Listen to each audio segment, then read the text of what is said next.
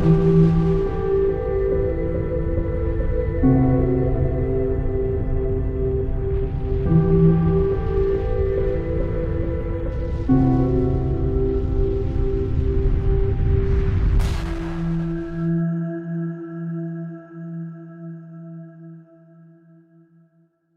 les amis, nous sommes le jeudi 30 juillet 2020 et comme dirait une connaissance à moi que j'adore, c'est chaud patate, chaud patate.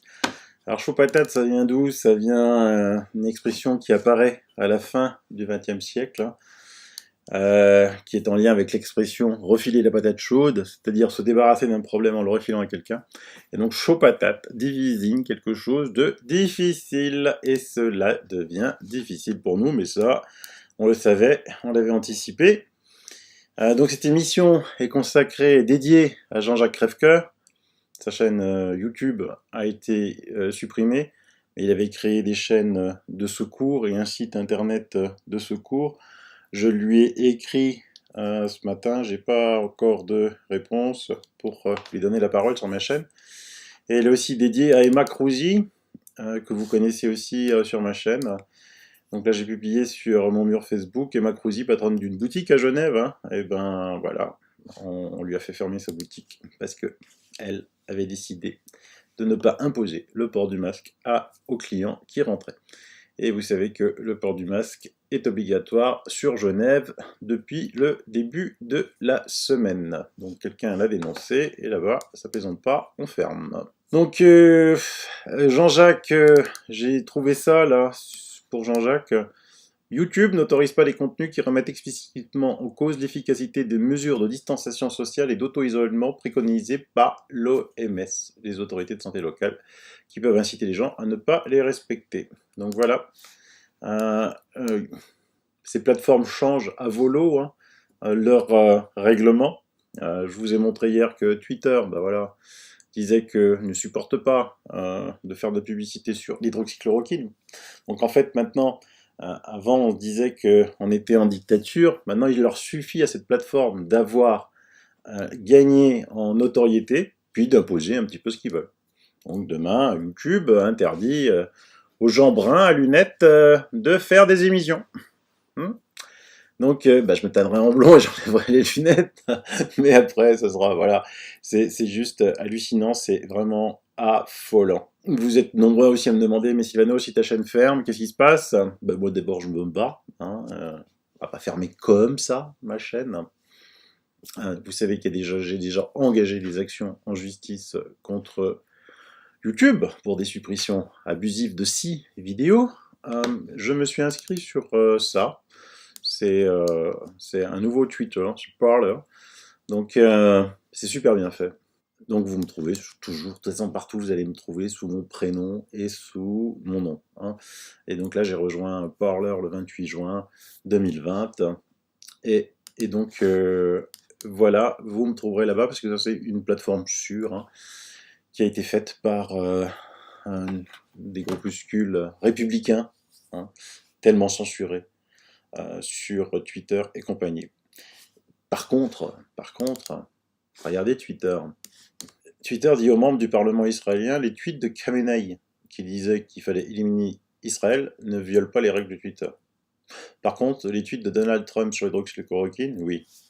Donc, rien que cette image vous traduit ce qui se passe en ce moment aux US. Mais ce matin, je vous ai mis sur Facebook une info cette nuit. Dans le silence toujours aussi assourdissant des médias français, une commission d'enquête officielle s'est tenue aux US pour interroger les GAFA. Donc j'avais écrit Google, Amazon, Facebook, Apple, Microsoft, mais Microsoft c'est les GAFA en fait, parce que Microsoft n'était pas là.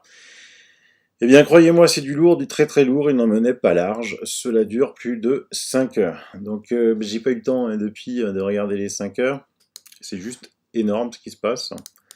Donc vous avez un petit résumé là sur un communiqué de presse judiciaire. Donc j'attends qu'on me résume. Bon, ici personne ne va me résumer. Je me prendrai 5 heures pour écouter. Donc en gros, ils disent ah oui, oui, on supprime hydroxychloroquine parce que le CDC, la FDA, disent que c'est pas bon. Donc en fait, on ne fait pas confiance à des médecins partout dans le monde, hein, à des médecins de terrain, qui ont vu des patients, qui ont soigné des patients. Mais on écoute des gens, des hauts scientifiques, qui sont au-dessus, hein, des hauts scientifiques, qui n'ont jamais vu de malade, qui n'ont jamais traité de personne. Voilà. Moi, je ne sais pas. Si vous étiez malade, vous irez voir un médecin de terrain qui a déjà soigné ou ces hauts scientifiques qui n'ont jamais vu un malade. Donc, ben, je vous tiens au courant. Ah oui, bonne nouvelle. J'ai reçu encore un t-shirt. Ouais, vous êtes trop gentil avec moi, franchement. Vous êtes des anges. Je vais devoir déclarer mes cadeaux. Et donc là, c'est The Second One, hein, en référence à la deuxième vague. C'est Spreadshirt. Je vous mets aussi les références dans le descriptif de la chaîne. Je vous avais déjà présenté mon ami Franck Pimenta qui m'envoie des t-shirts. Vous êtes nombreux à me suivre de partout et à m'écrire. Et hélas, je réponds de moins en moins, donc mon taux de réponse continue de baisser de jour qui passe. Là, regardez, sur Facebook, je suis suivi par 20 734 personnes, j'ai 1880 amis. Je sais que j'ai beaucoup de demandes d'amis, je peux pas de toute façon les accepter tous. Facebook est limité à 5000. Je fais le maximum, hein. Mais entre les emails, les messages, les WhatsApp, les SMS, les LinkedIn, je suis submergé de partout. Allez, mes amis belges, je vous ai vu un petit peu très en deçà, hein, il y a peu de temps là, hein, vous aviez le moral bas. Et ben allez, je vais vous remonter le moral, parce que j'ai quand même beaucoup de gens qui me suivent de la Belgique. Déjà, je vous mets dans les liens, ça réagit un petit peu au niveau presse, hein. On m'a dit que c'était une presse qui était plutôt cataloguée dans les mainstream, le vif. On confond pandémie avec menace mortelle, donc je vous laisse vous régaler à le lire. Ensuite, il y a un mouvement qui est né, qui s'appelle Ensemble citoyen, liberté et santé, procédure par maître Verstraeten. Donc allez-y, téléchargez. Ensuite, vous avez la naissance. Comme en Allemagne, il y avait la naissance d'un nouveau parti, que je vous avais déjà relaté. À ce propos, aussi en Allemagne, il se prépare samedi une manifestation sur Berlin. On attend 500 000 personnes, de nouveau. Donc il y avait déjà, je vous avais dit, pendant le confinement, une réunion de 50 000 personnes qui avait lieu à Stuttgart. La semaine suivante, on en attendait aussi 500 000. Le gouvernement a tout fait pour ne pas faire les 500 000. Là, je crois que quoi qu'il arrive, à Berlin, il y aura plus de 500 000 personnes. Donc ici, c'est donc un nouveau parti qui s'appelle Confédérat, hein, qui n'est pas un parti politique. Donc c'est le fonctionnement comme d'une coopérative publique. Ils ont d'extrêmement beaux dossiers. C'est mon ami Yves Razir, hein, de Néo Santé. Abonnez-vous à Néo Santé, Yves Razir. Je vous mettrai aussi les liens de Néo Santé, qui me l'a envoyé. Et donc là, vous avez dans l'onglet Gestion des épidémies. Il y a vraiment tout d'expliqué, hein. Donc ça bouge en Belgique, c'est vraiment super bien. Vous savez que, en fonction de ce que disait YouTube, là, donc YouTube nous racontait que n'autorise pas qu'ils remettent en cause l'efficacité des mesures de distanciation sociale. D'accord. Vous savez aussi que l'OMS, que YouTube vénère, a crié contre la Suède. Tous les pays du monde ont crié contre la Suède, parce que la Suède n'a pris que très peu de mesures. Donc si vous allez dans la presse, Internet a de la mémoire, vous allez trouver un nombre incroyable d'articles disant que la Suède courait à la catastrophe. Ok. Je vous mets un excellent article de Strategica. Abonnez-vous aussi à Strategica. Lisez Strategica, il faut aider ce genre de truc. La réussite de la stratégie suédoise. Alors moi, je ne suis pas là pour vous lire tous les articles. Je préfère que vous les lisiez. Un, ça leur fait plaisir à eux. Et deux, ça les stimule à continuer à travailler. Mais les conclusions, en gros, les verrouillages n'ont guère changé le nombre de personnes décédées du coronavirus, selon une étude. Ça, je vous le dis depuis longtemps. Des chercheurs de l'Université de Toronto et de l'Université du Texas ont constaté que le fait qu'un pays soit verrouillé ou non n'était pas associé au taux de mortalité. Les experts ont comparé les taux de mortalité et les cas dans 50 pays durement touchés jusqu'au 1er mai et ont calculé que seulement 33 personnes sur chaque million étaient mortes du virus, se traduisant par une réduction significative des décès. Alors, je tiens aussi à vous dire que, je le répète encore et encore, nous n'étions pas confinés. on a détruit l'économie pendant 2 mois, mais on n'était pas confiné. Parce qu'on ne peut pas dire qu'un pays est confiné si on interdit d'aller sur le poste de travail. Imaginez une entreprise, vous savez, en majorité en France, il y a des petites et moyennes entreprises. Des entreprises de 10 personnes, et c'est déjà une majorité. Donc empêcher 10 personnes d'aller travailler sur un même lieu, mais par contre les autoriser toutes à aller dans des hypermarchés bondés, l'endroit où il y a plus de virus au mètre cube, j'appelle pas ça un confinement, moi. Les actions gouvernementales telles que la fermeture des frontières, le verrouillage complet et un taux élevé de tests Covid n'ont pas été associés à des réductions statistiquement significatives du nombre de cas critiques ou de la mortalité globale, a déclaré l'étude publiée dans le journal en ligne Lancet Clinical Medicine. Le verrouillage du coronavirus n'a fait aucune différence sur le nombre de décès, mais a empêché les débordements des hôpitaux. Conclusion, les verrouillages ne fonctionnent pas, mais les médias continuent à les soutenir. Pourquoi? Je vous laisse lire la suite. Aux USA, Trump pense à 2 choses. De toute façon, faire un décret pour interdire l'élection par correspondance ou l'élection électronique, parce que c'est sûr qu'il y a du trucage, il y a des vidéos qui sont en train de circuler sur le net, où on voit quelqu'un envoyer ça de lettres dans le même bureau de poste, en poste restante, de différents endroits des US, et au final 21% quand même manquaient. Donc déjà même, je pense que l'infrastructure US au niveau postal n'est pas bonne. On l'a vu avec l'informatique, le premier, quand il y avait les primaires démocrates, la catastrophe du premier résultat, la catastrophe du premier résultat.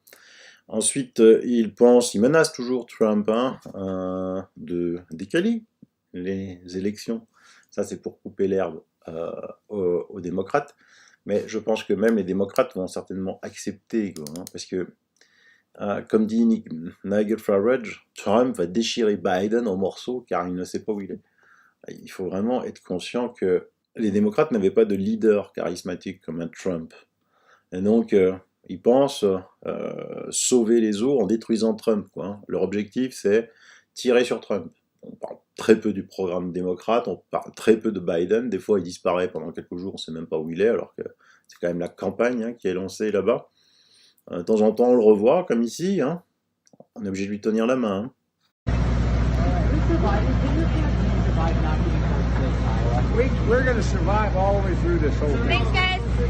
Il s'en mêle les pinceaux de partout, il s'en mêle les pinceaux. Dès qu'il ouvre la bouche, il dit des bêtises. L'autre jour, il présentait sa sœur, mais c'était sa femme, et là, il disait ma femme, et c'était sa sœur. Donc, je pense que c'est très très grave, et je pense que les démocrates savent que ça ne tiendra pas. Donc, est-ce qu'ils vont le destituer parce qu'il n'a pas encore été officiellement, je crois, nominé par le parti, intronisé par le Parti démocrate? Je ne sais pas. Je ne sais pas du tout.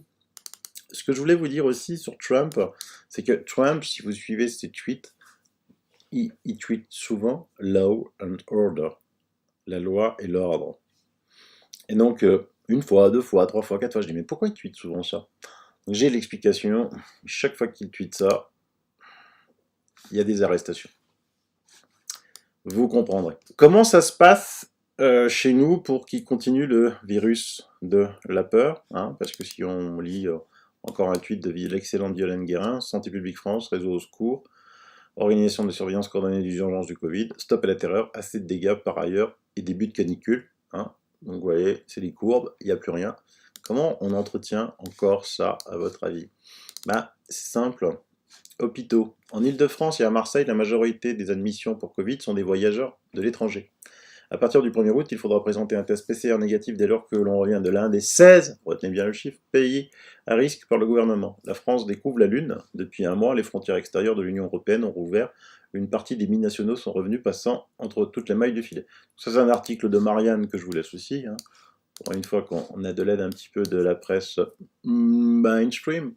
Madame T raconte avoir eu des symptômes sévères 2 semaines avant son départ. Toute sa famille a été testée positive au Covid. Ce retour utilitaire a logiquement agacé les praticiens de l'hôpital Robert Ballanger, comme Alexandre Avenel, l'un des médecins-chefs du service. Le serment d'Hippocrate nous oblige à rester neutre, mais on est aussi des humains et des citoyens, donc on se fait la remarque.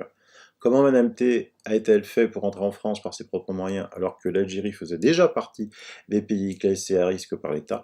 Elle s'est juste soumise à un test frontal, dont on peut sérieusement douter de la fiabilité selon les médecins de Robert Ballanger, et au port d'un masque malgré sa toux persistante, mais pas un test sérologique ou PCR. Mais c'est partout pareil, hein. En Italie c'est pire, hein. Le gouvernement expédie les migrants. Alors, en Italie on est envahi de migrants, bon, ils viennent de partout, hein. Sous le gouvernement gauchiste de Conte. Il les envoie donc, ils arrivent dans le sud de l'Italie, à Lampedusa, la fameuse Lampedusa. Et voilà, il les envoie dans le nord et crée un maxi cluster de Covid. Donc ils sont 130 là, qui étaient contaminés, qui ont été envoyés dans le nord sans aucun contrôle, rien du tout. Donc là aussi c'est des articles, le flop des contrôles et les ports, mais alors complètement ouverts, hein, les ports où vous arrivez en bateau, la bombe des migrants positive, et qui c'est qui va aider tout ça? Bah, toujours Soros, Rockefeller, voilà. Ils vont à la rescousse des associations qui sont financées par lui, des associations gauchistes qui s'occupent de cela. Bon, regardez, vous savez, en Italie était né un mouvement pour contrer Matteo Salvini, mouvement qui s'appelait les Sardines. Voilà, la recette des sardines, solidaire avec les migrants positifs. Bon, ces associations-là sont toutes financées par Open Society de Soros.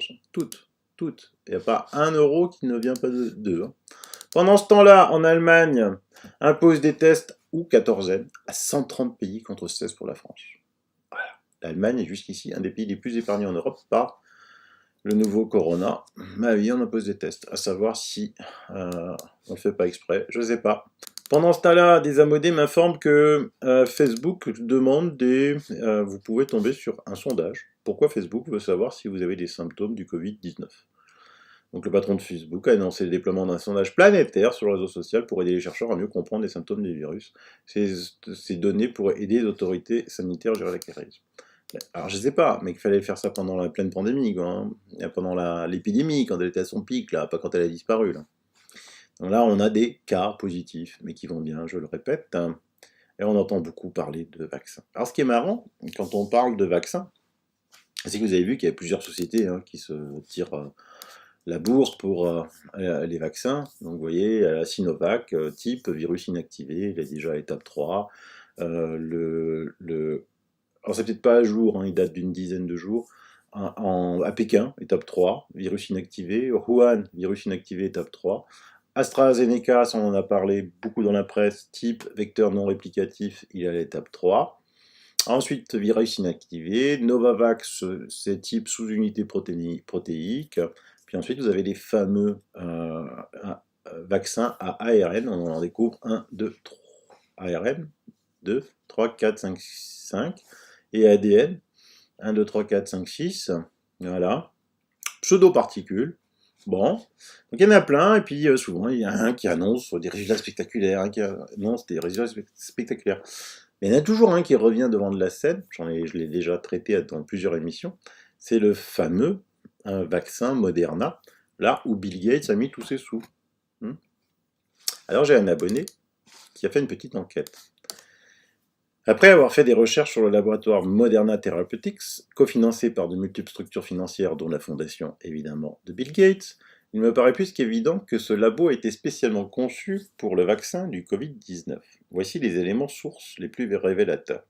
2010, fondation de l'entreprise spécialisée en biotechnologie et génétique, recherche basée sur la technologie nommée ARN messager. Traitement encore jamais appliqué à des humains, donc on joue avec le feu là. Start-up fonctionnant en mode furtif jusqu'en décembre 2012. Cela signifie que la structure et les activités ne font l'objet d'aucune communication. Employés soumis à des accords de très haute confidentialité. 2012, apport en capital risque de 40 millions de dollars malgré l'absence totale de profit en mode furtif. 2013, le groupe AstraZeneca verse 240 millions de dollars à Moderna Therapeutics pour un accord de licence sur un médicament jamais testé par des essais cliniques. Pour information, ces deux entités sont censées être concurrentes pour le vaccin, on l'a vu tout à l'heure. La DARPA accorde une subvention de 24 millions de dollars pour la recherche sur les anti-ARN afin de lutter contre les maladies infectieuses et les armes biologiques. J'avais bien lu armes biologiques, parce qu'il y en a qui crangent que ça n'existe pas, les armes biologiques. 2014, la société Alexion investit 125 millions de dollars, encore et toujours pour la recherche, mais en fait, jamais pour financer un projet concret et des soins concrets pour des malades. 2015, accord de licence et de collaboration avec le laboratoire Merck, encore pour de la recherche et développement. Décidément, ils veulent tous leur petite part du gros gâteau qui va sortir du four en 2021. 2016, Moderna Therapeutics annonce un nouvel accord avec Merck afin d'autoriser un programme de vaccination, le mRNA, 1566 pour un virus non divulgué. Là, ils n'ont pas osé mettre 1666. 2020, Moderna Therapeutics démarre le développement d'un vaccin contre le SARS-CoV-2 en janvier. Les multinationales opérant dans la santé simulent une concurrence entre elles, ceci afin de capter secteur par secteur, État par État, tous les fonds et soutiens étatiques avant de tous concentrer sur un seul acteur. Moderna Therapeutics est touché le gros lot. C'est très malin, sinon qui investirait dans une méga entreprise qui possède déjà tout? C'est à suivre, mais c'est une très bonne analyse et je remercie cet abonné. Sinon, vous l'avez aussi lu sur mon mur Facebook, Didier Raoult attaque Martin Hirsch en justice, puisque il l'avait traité de menteur. Vous êtes aussi très nombreux à m'envoyer des photos que j'aimerais jamais recevoir, comme ça, voilà. Là, on peut jouer au jeu de Go, là. Alors, je sais pas, j'ai vu que dans mes abonnés, il y avait beaucoup de retraités, c'est une majorité quand même de retraités, presque. Alors, quand je dis que dans mes émissions sur les chemtrails, sur ça, qu'avant ça n'existait pas, tout ce que me répliquent les débunkers, c'est que c'est un effet Mandela, c'est qu'on s'en souvient pas. On est trop con, quoi, donc on n'a aucune mémoire et on se souvient pas qu'il n'y avait pas ça. En fait, il y avait, on te dit si, il y avait, mais c'est le moment où t'es con, tu t'en souviens pas.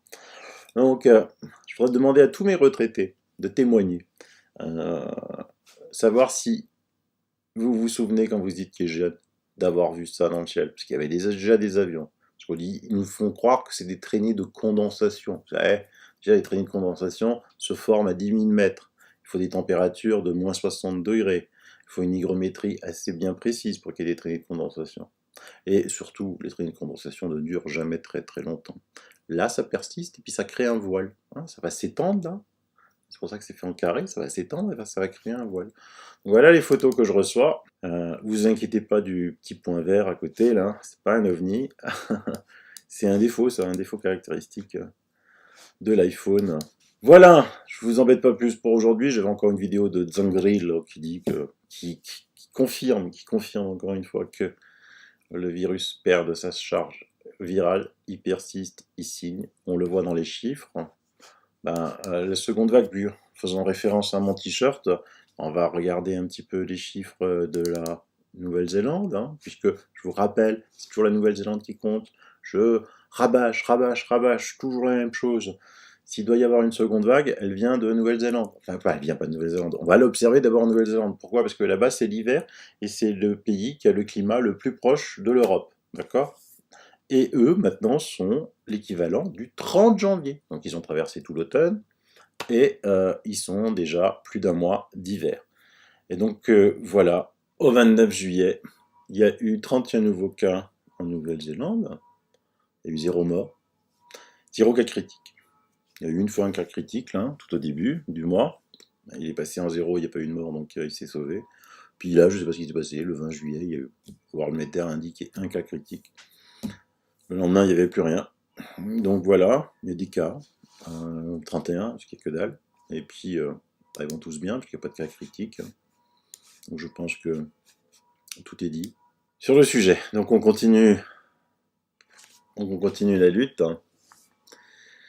On continue pour nos enfants, surtout. Pour pas leur laisser une dictature. Moi je dénonce depuis si longtemps la dictature de la police, de la pensée unique, que ce qui se passe en ce moment, on peut pas laisser faire. On peut pas laisser faire. Mais on n'est pas seul, on est nombreux. Rassurez-vous, vous n'êtes pas tout seul. Allez, bye bye, bisous.